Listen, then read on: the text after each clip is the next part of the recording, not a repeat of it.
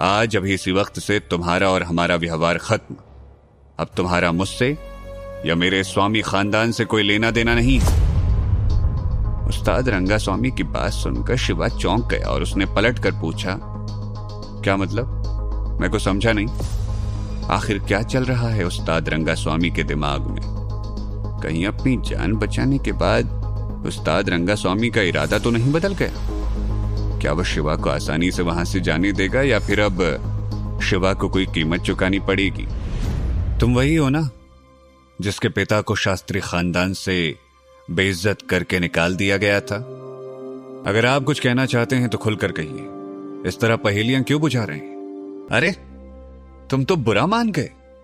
इतना कहकर वो गर्व से अपनी खानदानी कुर्सी पर बैठ गए और उन्होंने अपनी बात को जारी रखते हुए कहा, देखो शिवा, अब जब मैं तुम्हारी वजह से पूरी तरह से ठीक हो गया हूं तो कायदे के हिसाब से तो मुझे तुम्हें धन्यवाद देना चाहिए, लेकिन हमारा स्वामी खानदान है और तुम तो, देखो मेरी बातों का बुरा मत मानना, लेकिन तुम समाज से बेदखल।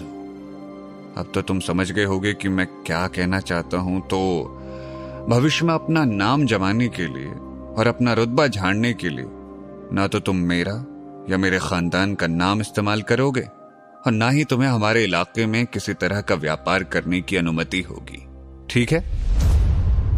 उस्ताद रंगास्वामी, अगर तुम मेरे और उस वैद्य चंद्र स्वामी के बीच जो कुछ भी हुआ उसकी बात कर रहे हो तो निश्चिंत रहो। मुझे उसके बारे में किसी से बात करने की ना तो जरूरत है और ना ही मेरी उसमें कोई दिलचस्पी है। अफसोस की बात तो यह है कि शिवा, मैं निश्चिंत नहीं हो सकता। देखो, अगर तुम्हें नेशनल आयुर्वेदिक हॉस्पिटल से लड़ना है तो बेशक लड़ो, मुझे उससे कोई लेना देना नहीं है। वैसे भी तुम्हारी ये लड़ाई आसमान पर थूकने जैसी है। बहरहाल मैं सिर्फ इतना चाहता हूं कि तुम अपनी इस लड़ाई में मेरा और मेरे खानदान का नाम नहीं घसीटोगे। दादाजी बिल्कुल ठीक कह रहे हैं। आज के बाद हम सबसे यही कहेंगे कि हमारे दादाजी पर धोखे से वार जरूर किया गया था, लेकिन फिर भी वो जिंदा बच गए क्योंकि उन्हें सिर्फ मामूली खरोंचे आई थी। तुम्हें तुम्हारे पैसे मिल चुके हैं, इसलिए तुम भी ये बात अपने पेट में हजम कर जाओ, समझे? ठीक है, तो इसका मतलब आज से हमारा हिसाब बराबर।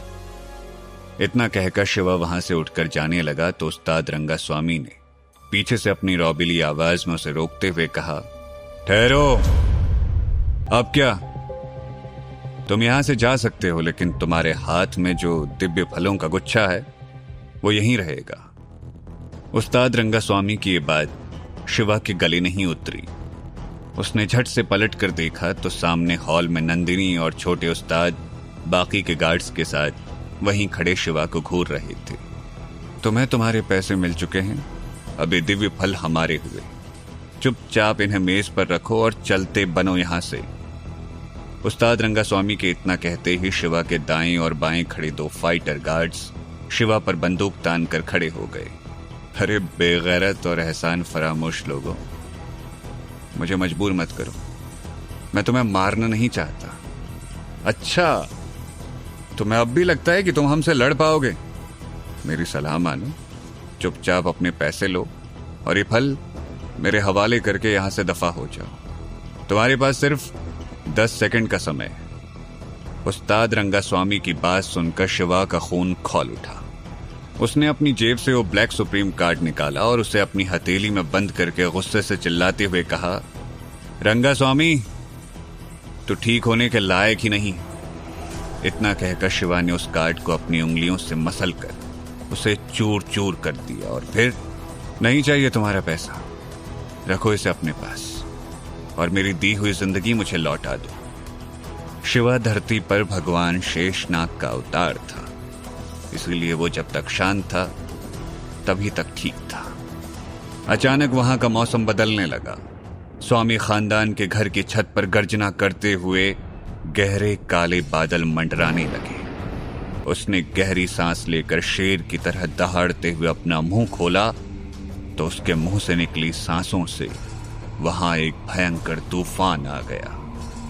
शिवा की सांसों से निकली हवा का वेग इतना ज्यादा था कि वहां एक तूफानी आंधी आई और पलक झपकते ही सब कुछ बर्बाद करने लगी।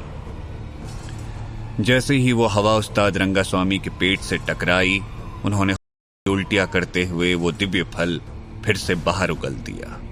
तभी अचानक एक चांदी की सुई हवा में उड़ती हुई आई और रंगास्वामी के पेट में धंस गई, जिससे उसकी रही सही ताकत भी झट से उसके शरीर से हवा की तरफ बाहर निकल गई और उसका शरीर हवा में उड़ता हुआ कमरे के अंदर चला गया। उस्ताद रंगास्वामी के साथ साथ नंदिनी, छोटे उस्ताद और बाकी के गार्ड्स भी हवा में उड़ते हुए कई फीट दूर जा गिरे। उस्ताद रंगास्वामी की हालत इतनी ज्यादा बिगड़ चुकी थी कि एक बार के लिए तो उन्हें पहचान पाना भी मुश्किल हो रहा था। दादाजी, अरे कोई बचाओ उन्हें!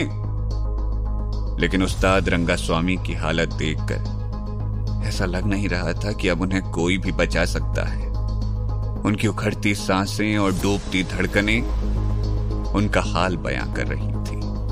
शिवा ने सीधा उस्ताद रंगास्वामी की आंखों में देखते हुए कहा, मैं अगर जीवन दे सकता हूं तो वही जीवन वापस ले भी सकता हूं। तो क्या ये था अंत उस्ताद रंगास्वामी का शिवा के हाथों? क्या शिवा और उस्ताद रंगास्वामी के बीच की लड़ाई यहीं खत्म हो गई, या फिर यह शुरुआत थी उनके बीच दुश्मनी की? जानने के लिए सुनिए हिस रीबर्थ ऑफ अ डिस्ट्रॉयर का अगला एपिसोड सिर्फ पॉकेट एफएम पर।